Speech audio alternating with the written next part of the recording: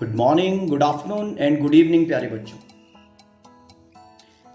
In our previous lecture we have discussed about collisions and we classified the collisions on the basis of conservation of energy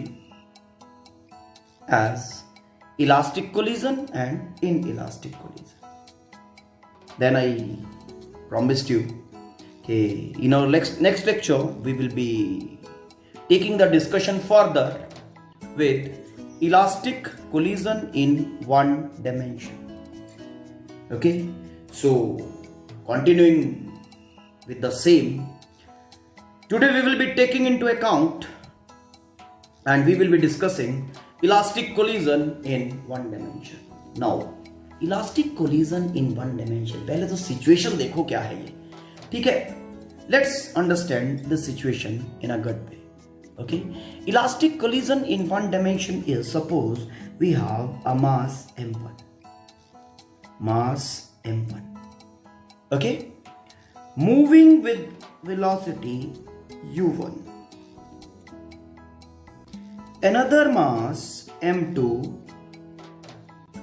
moving along same straight line with velocity u2. They both are moving in such a way that u1 is greater than u2. Fine. Moving along the same straight line, both collide because this is having greater velocity. So it will be coming closer, closer, closer and closer. Fine. So after some time they both will be colliding together. M1 and M2. This is the situation during collision. Okay. Now after collision, what is happening? Both are moving along the same straight line as before they were moving. This m1 is moving with velocity v1 and mass m2 is moving with velocity v2. Okay, they are getting separated after collision. Why? Because this velocity v2, after collision the mass m2 has velocity v2 which is greater than v1. It's clear what I said? M1 moving with velocity u1, M2 moving with velocity u2. Both are moving along the same straight line. u1 is greater than u2. Therefore क्या होगा? u1 will approach, this m1 will approach m2 with velocity. With how much velocity u1 will approach, m1 will approach m2? That is u1 minus u2. It's okay. With this velocity, this mass m1 will be approaching mass m2. This velocity is called as, बताओ जल्दी से, relative velocity of approach. It's fine. This m1, because it is approaching m2, this is called approaching mass. This m1 is colliding with m2. m2 is called as the target mass. Sometimes this notation also is used. Now, they both moving along the same straight line, collide at some instant, and after collision, this is moving with v1 and this is moving with velocity v2. Both are separated. तो क्या situation होगा? क्या velocities के बीच में relation होगा कि दोनों separate हो जाएं? v2 greater than v1. If v2, velocity of mass m2 will be greater than velocity of mass m1, उस सिचुएशन में क्या होगा? उस सिचुएशन में m2 will separate from m1 after collision.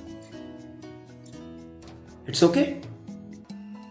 Now if I ask you with what velocity basically mass M2 is getting separated from M1.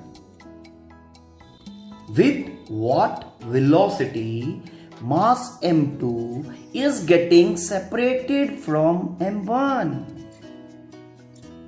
ठीक, तो जितना V2 का वेलोसिटी V1 के कंपैरिजन में ज्यादा होगा, उतने वेलोसिटी से मास M2 will be separating M1. Okay, mean V2 minus V1, this will be the velocity with which mass M2 will separate from M1, and this velocity is called as relative velocity of separation. Before collision and after collision, fine, because the velocities are the motion of the objects are along the same straight line, है ना? Therefore ये है elastic collision in one dimension. It's okay. So we are studying elastic collision in one dimension. It's okay. Before collision, during collision, after collision. Relative velocity of approach mean the velocity with which mass M1 is approaching M2 is U1 minus U2. Relative velocity of separation mean the mass M2, okay, is getting separated from M1 with this particular velocity. Fine. We are studying elastic collision in one dimension. Elastic collision we are studying. Okay.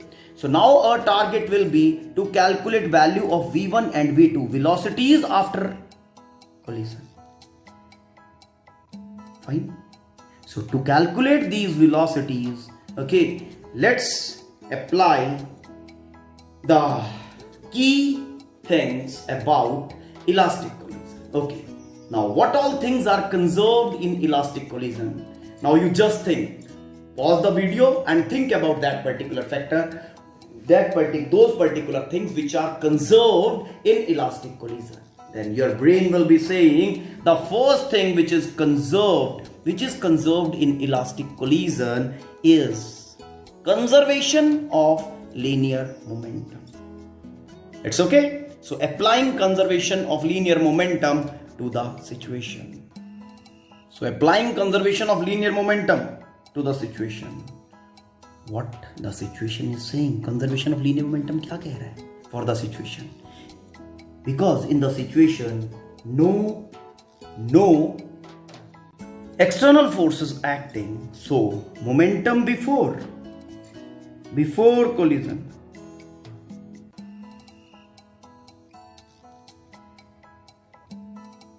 should be equal to momentum after collision.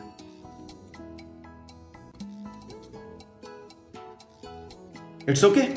Now linear momentum before collision is situation में. Linear momentum is a vector quantity. So momentum before collision, momentum of this first mass m1 into u1, mass into velocity for this. Momentum, linear momentum of the second mass m2 into u2. तो before collision total linear momentum दोनों along the same straight line है, तो total linear momentum के लिए both will be added together. तो total linear momentum before collision कितना बना बेटा? जल्दी से पॉज करके, वैसे अपने आप भी लिखना चाहिए आपको. Fine. The total linear momentum before collision as we are able to calculate m1 u1 plus m2 u2. This is linear momentum of the first mass added with linear momentum of the second mass. हमने directly add किया because both are along the same straight line. देखो ध्यान से, both are along the same straight line. It's okay. Now this linear momentum should be equal to momentum, linear momentum after collision. Now after collision, both the masses are moving along the same straight line. So linear momentum of first body, first mass will be m1 v1, second mass will be m2 v2. Total linear momentum after collision m1 v1 plus m2 v2. Same thing. m1 v1 plus m2 v2. Equation number 1। अब इसको reshuffle करते हैं। See how what I am doing, okay, मैं masses दोनों one side पे लेके आ रहा हूं। This will be m1 u1, okay, minus u1 minus v1,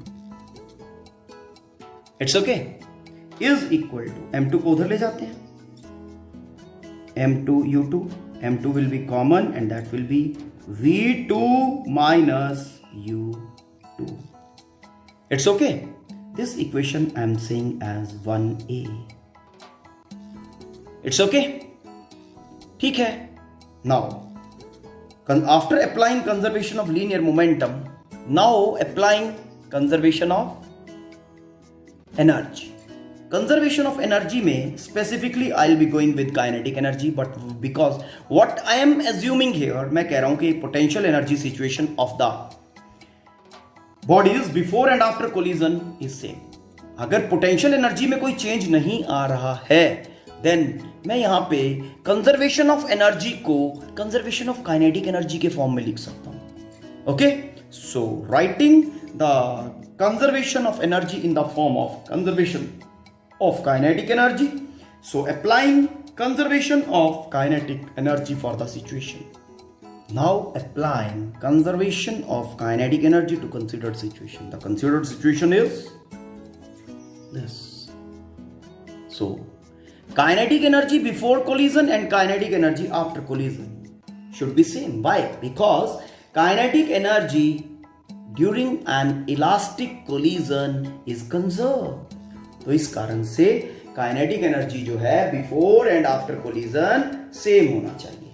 तो kinetic energy is a scalar quantity, direction का उसमें कोई फर्क नहीं पड़ेगा, है ना.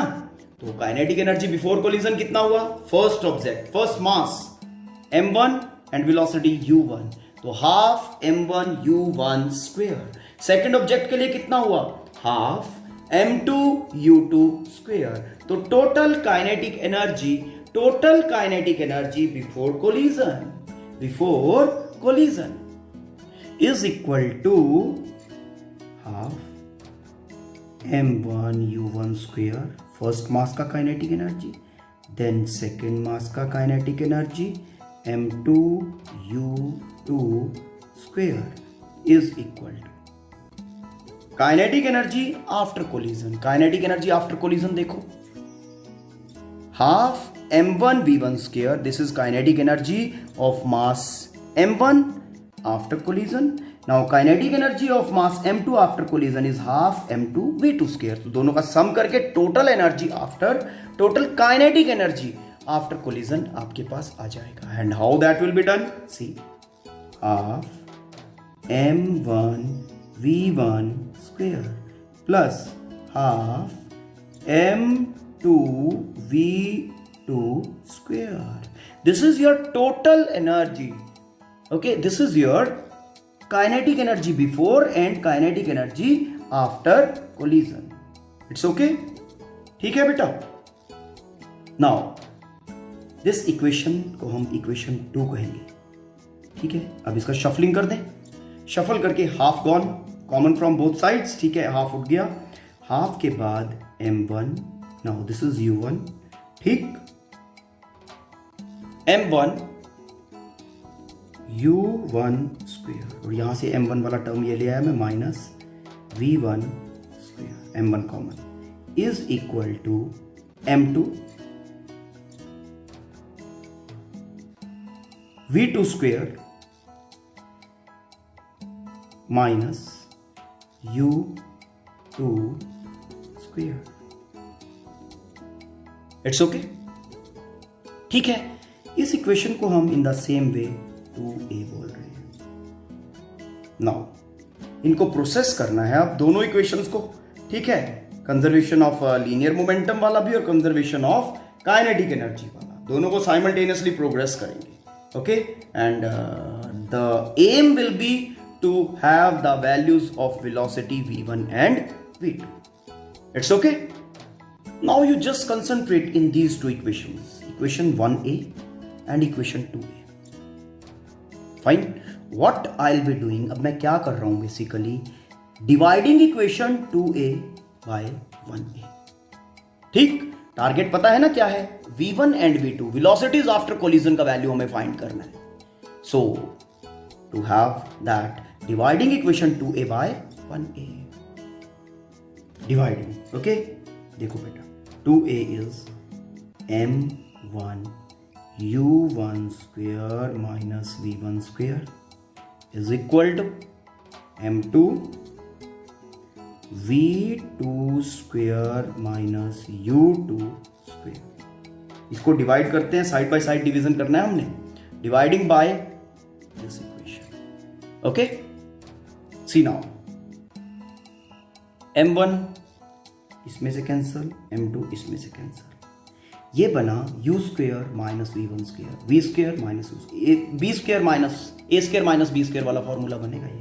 तो we can write this as u1 plus v1 and u1 minus v1, a plus b, a minus b over u1 minus v1 is equal to v2 minus u2.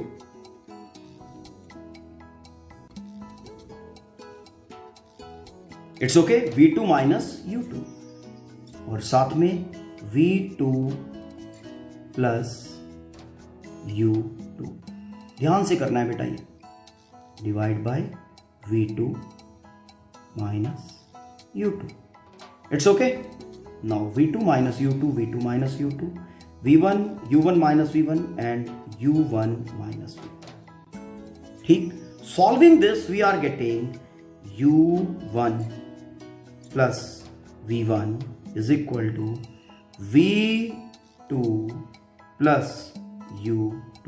इसका शफलिंग करेंगे, शफलिंग करके देखो एक बड़ा बढ़िया टर्म आ रहा है हमारे पास, u1 minus u2 is equal to v2 minus v1. Go back to the consideration जो आपने कंसिडर किया था, u1 minus u2, okay, and v2 minus v1. In terms में कंसंट्रेट करो.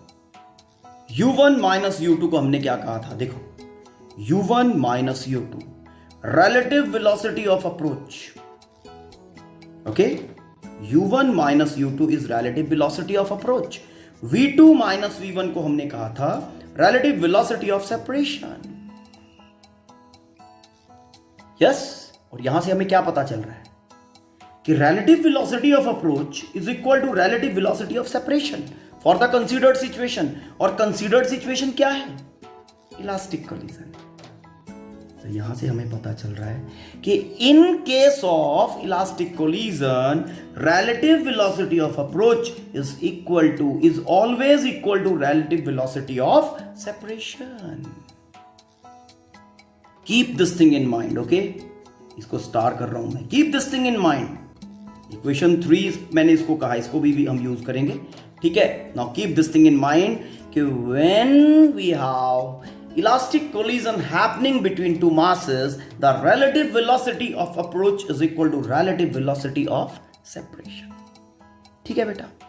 अब हम यूज करेंगे v1 v2 का वैल्यू फाइंड करने के लिए सब्स्टिट्यूशन एंड एलिमिनेशन.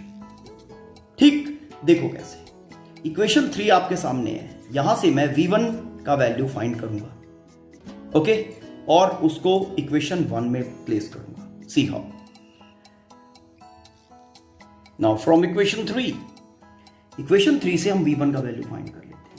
कर लें. v1 इज इक्वल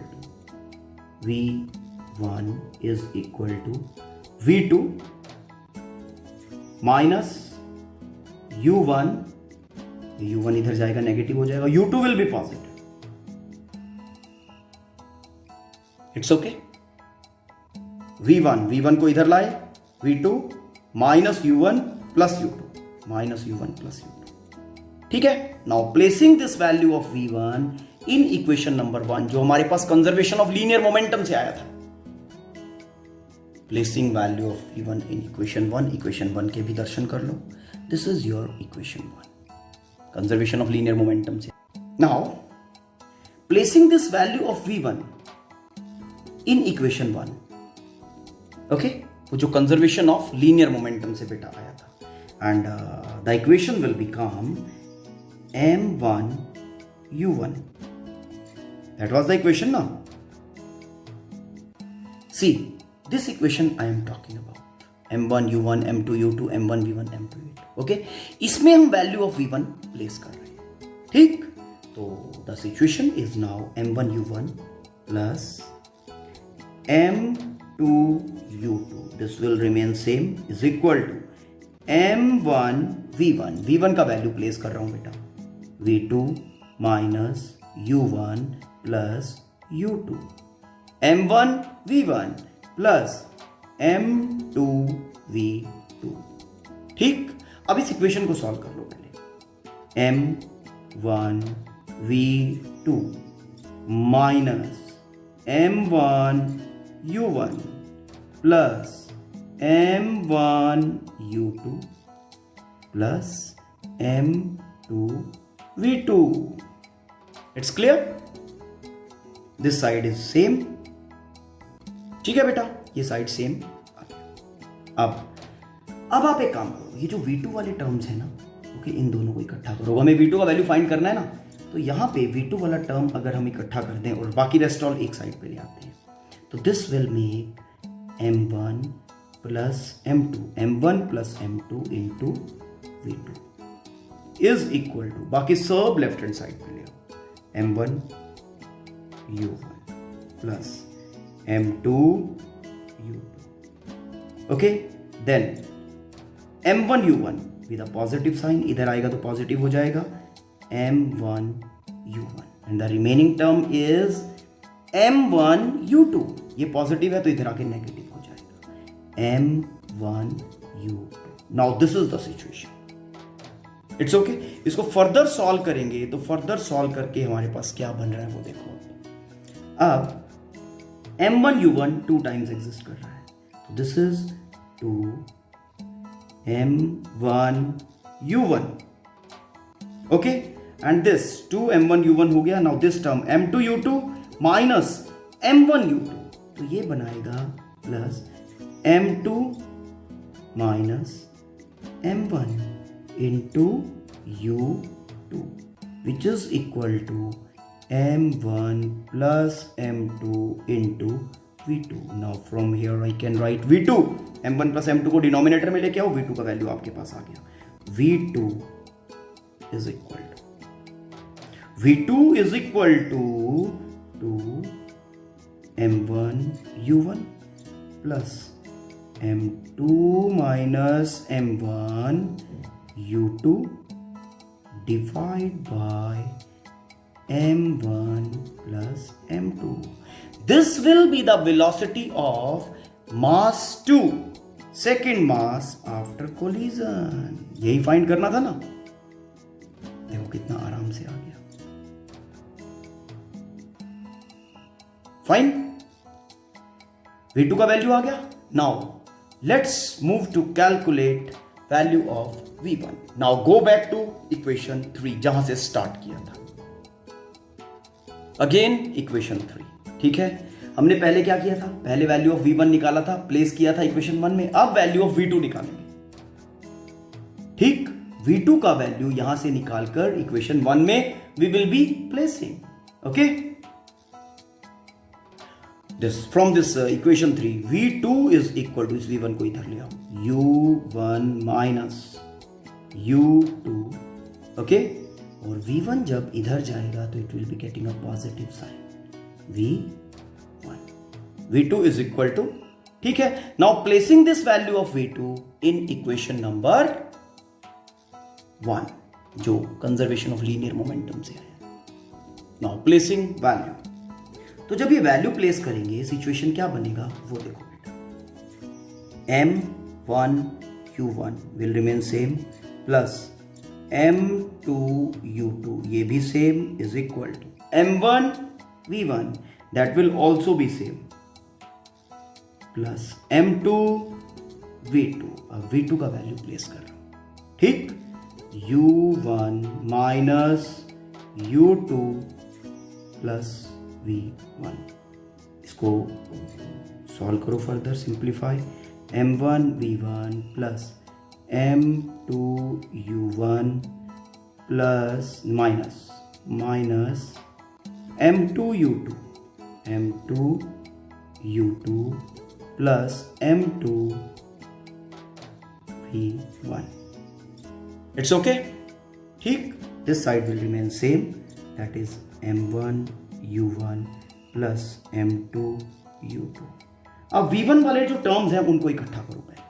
v1 को इकट्ठा करके हमें क्या मिल रहा है, m1 plus m2 into v1, m1 plus m2 into v1। Rest all जितने भी टर्म्स हैं उनको दूसरी साइड ले आओ। यहां ऑलरेडी है हमारे पास m1u1 प्लस m2u2, फाइन, ठीक। यहां से हम लेके आ रहे हैं m2u1, तो नेगेटिव साइन के साथ आएगा m2u1। It's okay. m2u2 positive sign के साथ इस साइड आएगा m2u2। इट्स ओके, ठीक है बेटा। अब ये m1u1 m2u2 m2u2 के दो टर्म्स हो गए हैं, तो this will be getting double two m2u2। अब ये m1u1 ये माइनस m2u1, तो दिस इज, आप इसको प्लस लिख सकते हो m1 minus m2 into u1, ठीक, is equal to m1 plus m2 into v1, ठीक। अब v1 का वैल्यू तो हमें फाइंड करना है, m1 प्लस m2 को डिनोमिनेटर में लेके आओ, v1 आ जाएगा। v1 velocity of first mass after collision is equal to m2u2 plus m1 minus m2 into u1 over m1 plus m2. This is velocity of object 2, that is mass 2, fine, after collision, जब ये bodies elastically collide कर रही हैं one dimension. अब इस equation को हम star कर दें, बिकॉज इसका यूटिलाइजेशन हमारे पास रहेगा, ठीक। तो अभी तक हमने जो बात की, हमने दोनों ऑब्जेक्ट्स का velocity v2 and v1 after collision find कर लिया। It's okay. Now after this we will be discussing some of the special cases related to this elastic collision in one dimension.